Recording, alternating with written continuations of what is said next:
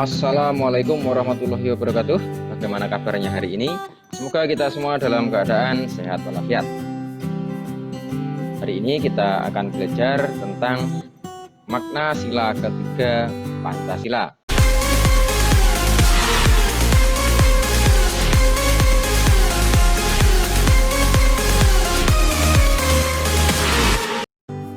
Sebelum kita memulai kegiatan pembelajaran pada hari ini, marilah kita berdoa menurut agama dan keyakinan masing-masing.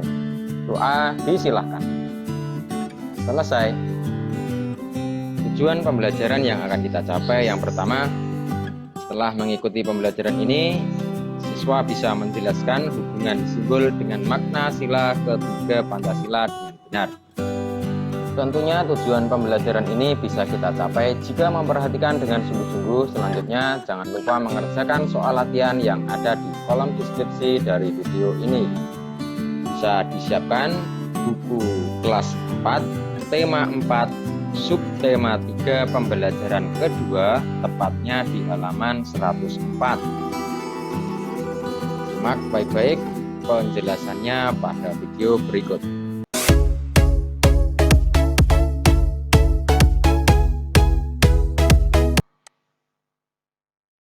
Tahukah kamu, di balik pekerjaan nelayan tradisional menjunjung tinggi rasa persatuan dan kesatuan? Ayo kita cari tahu. Salah satu pekerjaan yang ada di sekitar kita adalah nelayan. Banyak sekali nilai-nilai yang bisa kita pelajari dari seorang nelayan. Salah satunya adalah gotong royong.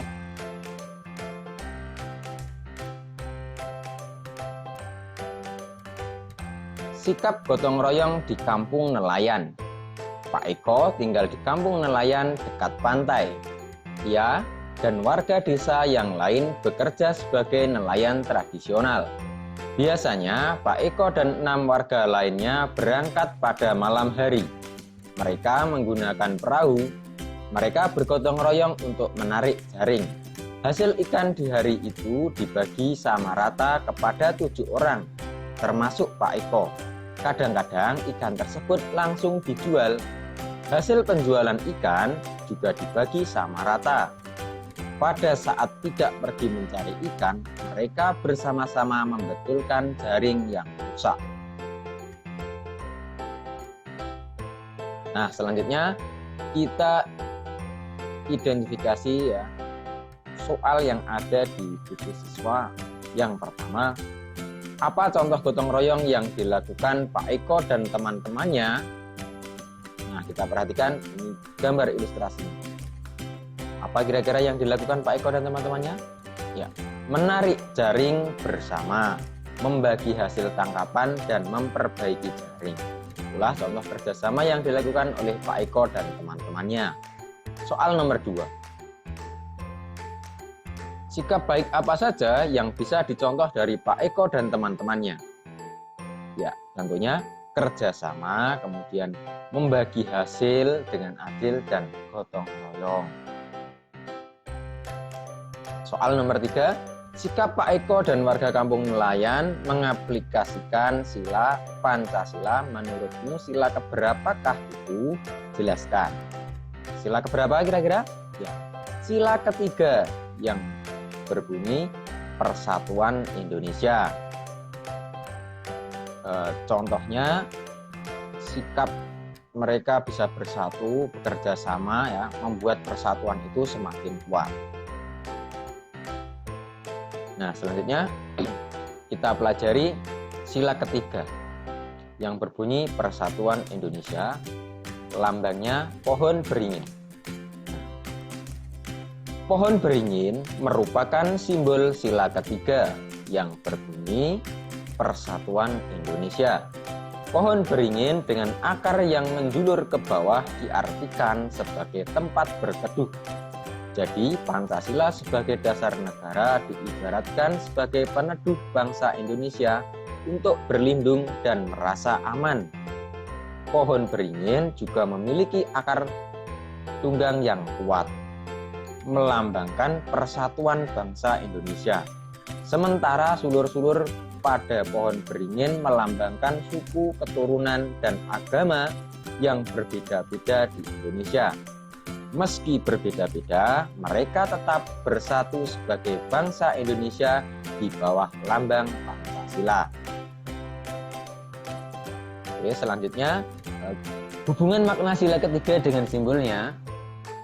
Persatuan Indonesia dilambangkan pohon beringin. Pohon beringin merupakan sebuah pohon Indonesia yang berakar tunjang, memiliki akar tunggal panjang yang menunjang pohon besar ini dengan tumbuh ke dalam tanah. Hal tersebut mencerminkan kesatuan dan persatuan Indonesia.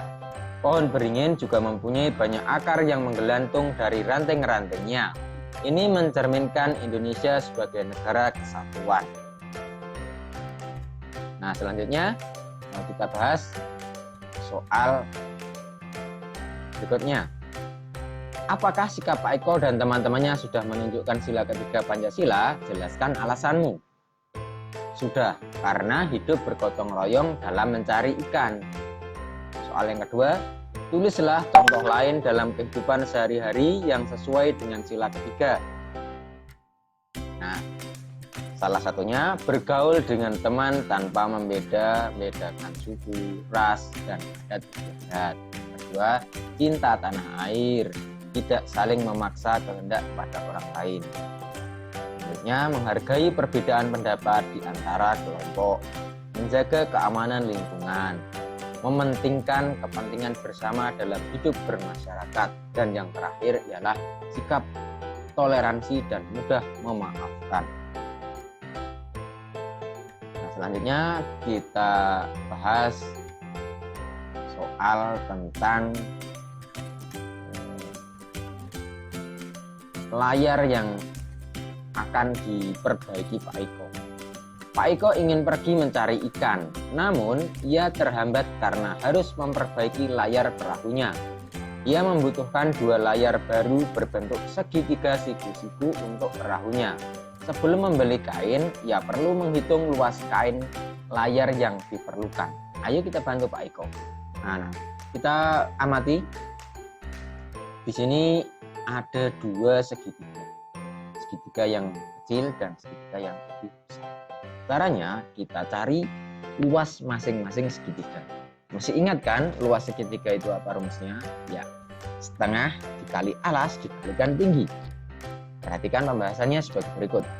Nah, segitiga pertama, alasnya 3 meter, tingginya 4 meter. Berarti kita cari luasnya dengan setengah dikali 3 dikali 4 sama dengan setengah dikalikan 12. Karena 3 kali 4 ini 12. 12 dikalikan setengah sama dengan 12 per 2. 12 dibagi 2 sama dengan 6. Nah, selanjutnya segitiga yang kedua. Alasnya 2 meter, tingginya 3 meter. Luasnya diperoleh 1 per 2 dikalikan 2 dikalikan 3 sama dengan 1 per 2 dikalikan 6. Karena 2 kali 3 ini sama dengan 6 dikalikan 1 per 2 sama dengan 6 per 2 sama dengan 3 meter persegi luasnya.